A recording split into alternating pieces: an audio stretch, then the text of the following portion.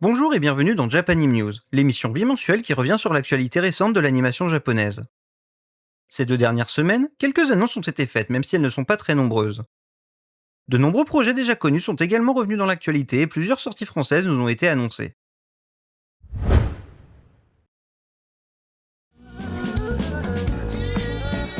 La société de production Toho Animation nous dévoile une bande-annonce de la 3e saison de la franchise Les Carnets de l'Apothicaire.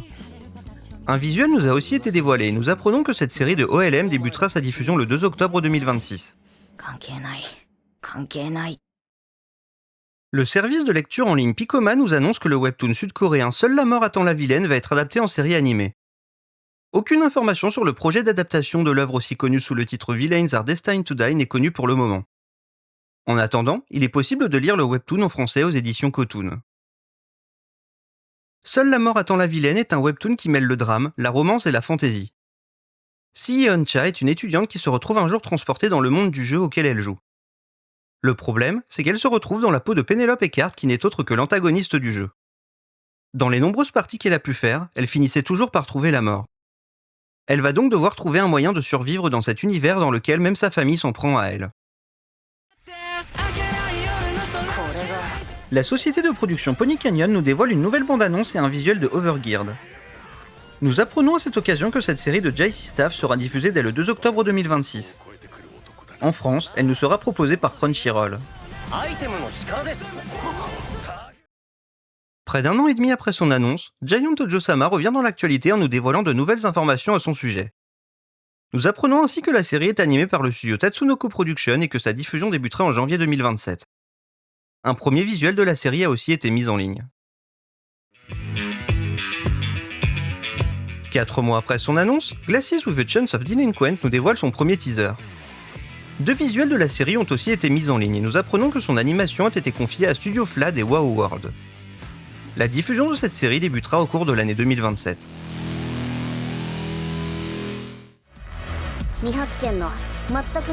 Un premier trailer de Made in Abyss, Awakening Mystery a été mis en ligne par la société de production Kadokawa. Rappelons qu'il s'agit du premier opus d'une trilogie de longs métrages qui est toujours animée par Kinema Citrus. La sortie dans les salles japonaises de ce premier film est attendue pour le 23 octobre 2026.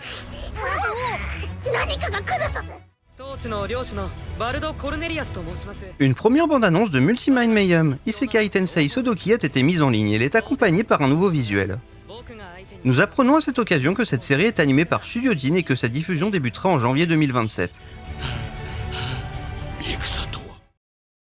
Après plus d'1 an d'absence dans l'actualité, Necromancer Isekai nous dévoile son nouveau visuel.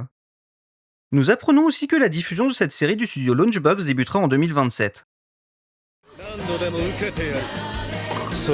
The Prince of Tennis 2, U17 World Cup Finals Member Decisive Match nous dévoile sa nouvelle bande-annonce ainsi que son visuel. Cette suite de la franchise The Prince of Tennis, qui est toujours animée par MSC, sera diffusée dès le 30 septembre 2026. Nous apprenons que le light novel Destiny Unchained Online va avoir le droit à une série animée. Aucune information sur le projet n'est connue pour le moment, mais une illustration a été partagée par Yachimoto qui travaille sur le light novel afin de fêter cette annonce. En France, la version manga de l'œuvre est disponible chez Pika. Destiny Unchained Online est un light novel d'action, d'aventure et de fantasy qui nous fait suivre l'histoire de Komizuki.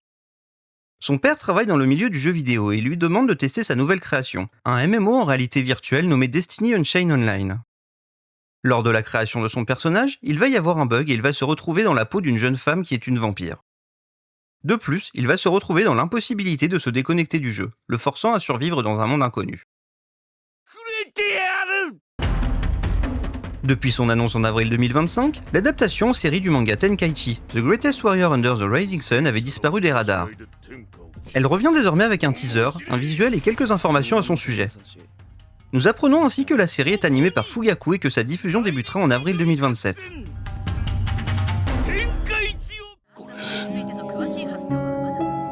Bandai Namco Filmworks nous dévoile un teaser et un visuel du 3e film de la trilogie Patlabor ZY. Nous apprenons à cette occasion que le film de JC Staff sortira dans les salles japonaises le 5 mars 2027. Quelques mois après son annonce, Reincarnation is the Game World Dankatsu revient dans l'actualité pour nous en apprendre plus à son sujet.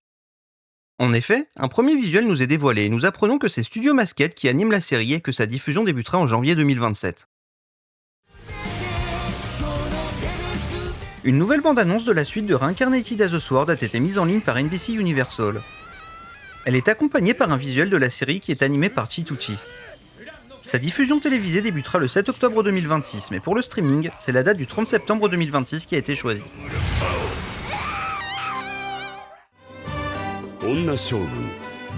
La chaîne de télévision NHK nous dévoile une première bande-annonce de l'adaptation du manga Les 7 Chevaliers du Royaume des Marronniers. Elle est accompagnée par un nouveau visuel de la série qui est animé par J.C. Staff. Sa diffusion débutera le 3 octobre 2026.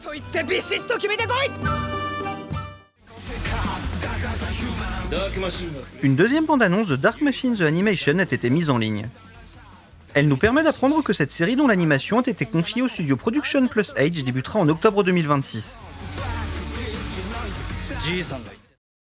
La société de production Pony Canyon nous annonce que les romans de la franchise Red Riding Hood, A Detective Story vont être adaptés en série animée. Un teaser et un visuel accompagnent cette annonce et il a été dit que la série est animée par Ben 10 Film. Sa diffusion débutera au cours de l'année 2027. Si les romans ne sont pas disponibles en France, son adaptation en manga est commercialisée chez Panini sous le titre Once Upon a Crime. Le mystère et la fantasy sont les genres principaux de Red Riding Hood, A Detective Story, une œuvre dans laquelle nous suivons le petit chaperon rouge. Alors qu'elle est en plein voyage, elle se retrouve mêlée à un étrange incident. Elle va donc se lancer dans une enquête où l'univers des contes de fées est loin d'être enchanteur. D'autres personnages bien connus vont être impliqués dans cette affaire et notre héroïne va tout faire pour découvrir la vérité.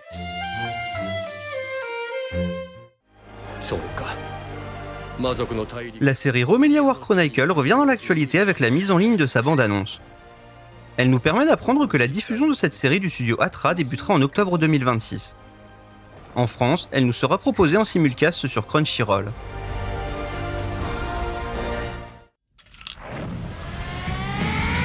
La société Bandai Namco Filmworks a mis en ligne un nouveau teaser du long métrage Ghost End of Night.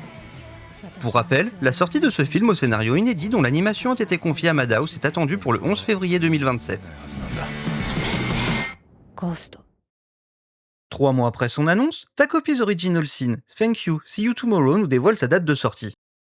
En effet, nous apprenons que ce long métrage du studio Enishiya qui compilera les événements de la mini-série sortira dans les salles japonaises le 27 novembre 2026.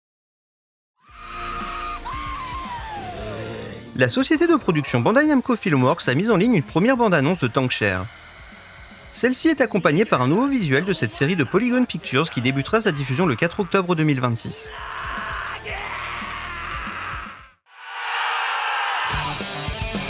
Un premier teaser de la deuxième partie de Ace of Diamond Act 2 Second Season a été mis en ligne. Pour rappel, la diffusion de cette nouvelle série de la franchise qui est désormais animée par OLM débutera en octobre 2026. La 4e saison de la franchise Oshinoko revient brièvement dans l'actualité en nous dévoilant son nouveau visuel. Pour rappel, elle est toujours animée par le studio Dogakobo, mais sa période de diffusion n'est pas encore connue. Depuis le mois de mars 2025, la 2e saison de Skip and Loafer n'avait plus fait parler d'elle, mais elle est de retour dans l'actualité à l'occasion de la mise en ligne d'un teaser par DMM Pictures. Il nous permet d'apprendre que cette suite, qui est toujours animée par PA Works, sera diffusée à partir du mois d'avril 2027. Elle nous sera proposée en France sur Crunchyroll. Lors de la D23 qui est organisée par Disney, la production d'un anime Kingdom Hearts nous a été annoncée. Il s'agira d'une histoire inédite qui servira à étendre l'univers de la franchise de jeux développée par Square Enix. Aucune information sur le projet n'est connue et nous ne savons pas s'il est animé par un studio japonais. Alors qu'aucune information à son sujet n'est connue, Crunchyroll nous annonce l'acquisition du prochain film de Makoto Shinkai. Pour rappel, il est le réalisateur et scénariste de films comme The Garden of Words, Your Name ou Suzume. Comme pour les autres films de la trilogie, la plateforme Netflix nous annonce qu'elle diffusera Mononoke the Movie, Chapter 3, The Curse of the Serpent. Sa date de sortie est attendue pour le 29 septembre 2026. C'est une sortie événement qui va prochainement nous être proposée par Animation Digital Network, puisque le diffuseur nous annonce l'arrivée de Gintama dans son catalogue. Nous aurons tout d'abord le droit aux saisons 3 et 4 qui sont déjà disponibles sur Crunchyroll en septembre 2026. À partir du mois d'octobre 2026, ce sont les 2 premières saisons qui seront mises en ligne avec de nouveaux épisodes chaque mois. Ainsi, ces séries de 201 et 64 épisodes seront disponibles légalement pour la première fois en France. Japanim News, c'est terminé pour aujourd'hui. Que retenez-vous de ces informations? Si vous avez aimé l'émission, n'hésitez pas à laisser un like, à la partager ou même à vous abonner à cette chaîne. On se retrouve très vite pour de nouvelles actualités.